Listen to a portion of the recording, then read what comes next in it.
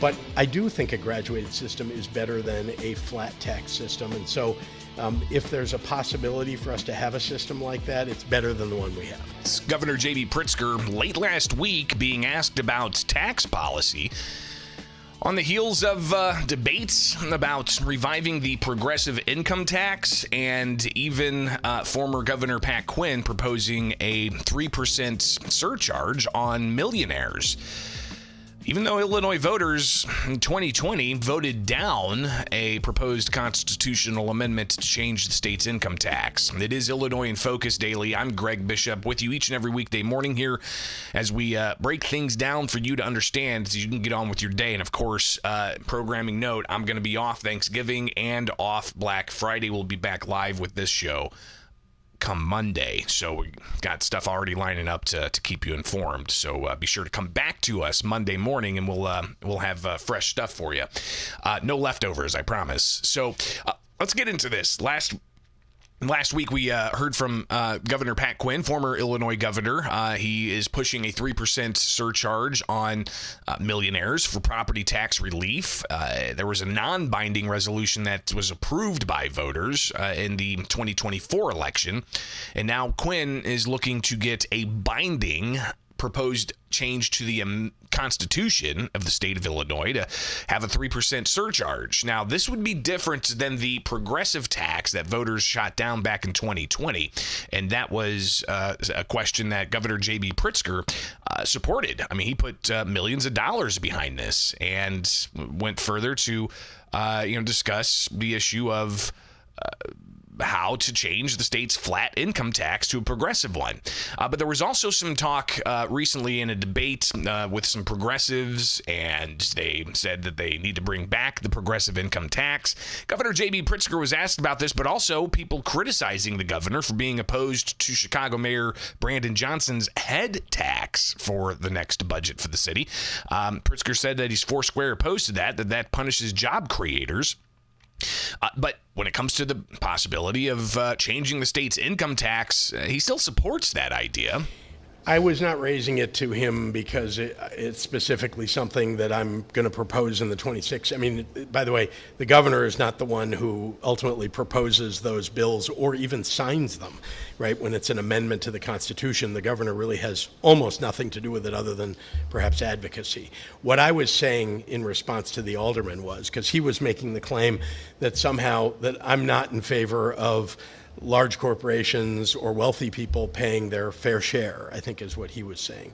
And that's ludicrous. The very first thing that I did, or one of the very first things that I did in office, was propose and ask the General Assembly to put on the ballot the amendment that would have a graduated income tax in the state. It didn't pass with the voters.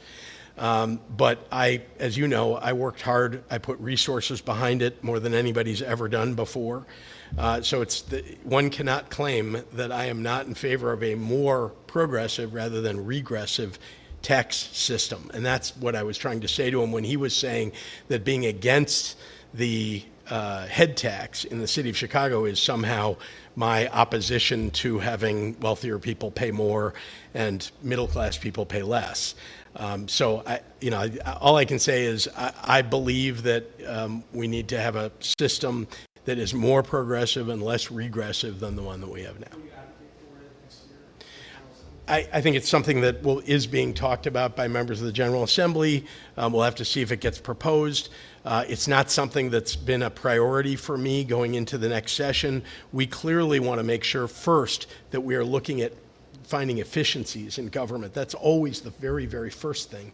But I do think a graduated system is better than a flat tax system. And so if there's a possibility for us to have a system like that, it's better than the one we have.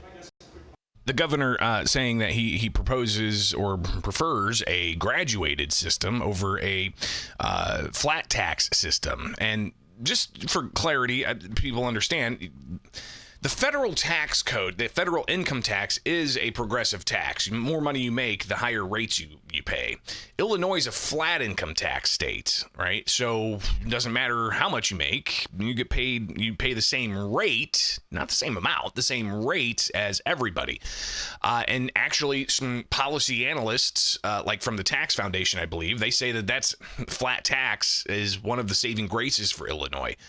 But there's already a movement to change that. And if you go to ilga.gov, you'll be able to see Senate Joint Resolution Constitutional Amendment 4 that was filed by State Senator Robert Martwick. And you've got several others that are signing on board with that. And what it would do, it proposes to amend the state constitution's revenue article, removing a provision that provides that a tax on income shall be measured at a non-graduated rate, and provides that the General Assembly shall provide by law for the rates of any tax on measured by income imposed by the state. Currently, they may be no more than one such tax imposed by the state on individuals and one such tax imposed on corporations.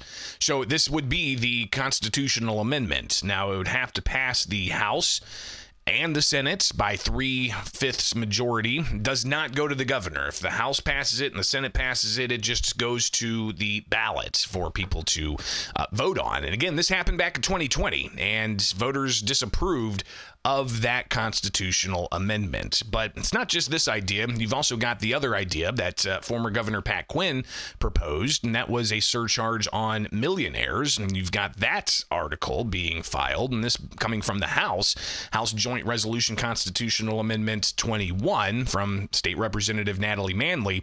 And what that does is it proposes to amend the revenue article of the Illinois Constitution, provides an additional income tax shall be imposed on individuals in an amount equal to 3% of the portion of the individual's net income that is greater than $1 million, provides that of the revenue collected, 50% shall be used for property tax relief and 50% distributed to school districts solely on a per pupil basis. And this is an effort to provide some kind of property tax relief. Does it really address the main drivers of Illinois having the highest property taxes? There's a lot of argument there, no question. But listen, there's all kinds of different resolutions that are filed, and you can actually go to the Illinois General Assembly website and find those.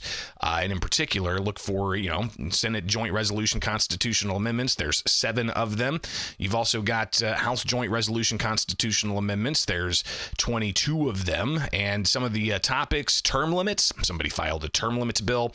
Parental rights, having that as a constitutional amendment. Different types of things there. Voting qualifications and such. And then you look at some of the House constitutional amendments. Bill of Rights, carrying firearms. And these are some that aren't going anywhere. You can imagine, legislative redistricting, constitutional amendments, amendments about balanced budgets. So this would be worth looking at as to what some of the options are for constitutional amendments. But will the prospect of a progressive revenue tax be the one that advances? Where's the constitutional amendment being proposed to address the state's pension crisis? Maybe saying, hey, we can diminish some of the benefits because it's just too expensive. Should voters be asked about that? Finally get that on the table. What about, term limits, for instance, or the redistricting commission, to have an independent commission tackle redistricting instead of having politicians do the redistricting every 10 years. So clearly there's ongoing conversation about all of this, and the Technology and Manufacturing Association put out this statement yesterday after all of this talk, and we'll just read through this together. At a recent candidate forum, the 4 top Democrat candidates for comptroller announced their support for reviving a state constitutional amendment to impose a progressive income tax in Illinois, the same progressive tax manufacturers and small businesses fought against and Illinoisans rejected in 2020. The call from Democrat candidates comes in the heels of Governor Pritzker's announcement a week earlier that Illinois needs a progressive income tax, and is a reflection of the Democrats' priorities. On top of supporting a progressive tax, each of the candidates also claimed the $55 billion budget that Springfield passed for 2026 did not spend enough or include enough tax hikes. Small and mid-sized manufacturers questioned when the damage being placed on our working families and businesses will end. Here's a quote from TMA's Executive Vice President Dennis Lacombe.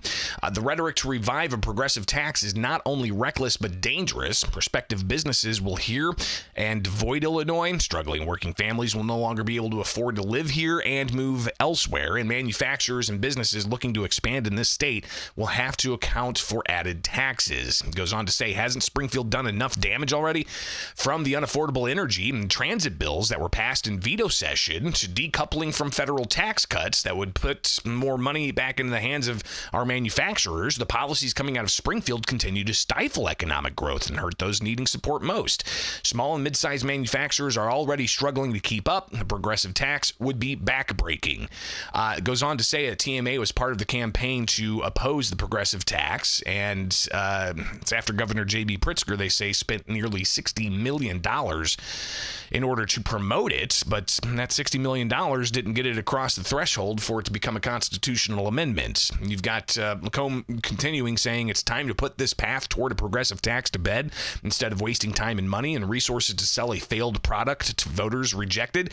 Let's come together and come up with real common sense solutions that balance our budget, ease the burden on working families, creates an environment in Illinois where small businesses and their employees can thrive and prosper. So that's the statement released yesterday by the Technology and Manufacturers Association opposing a progressive tax. And as they said there, why don't we come together for common sense solutions that balance the budget and make a more friendly business climate? And you had the governor not long ago say, we do need to have revenue growth by economic growth.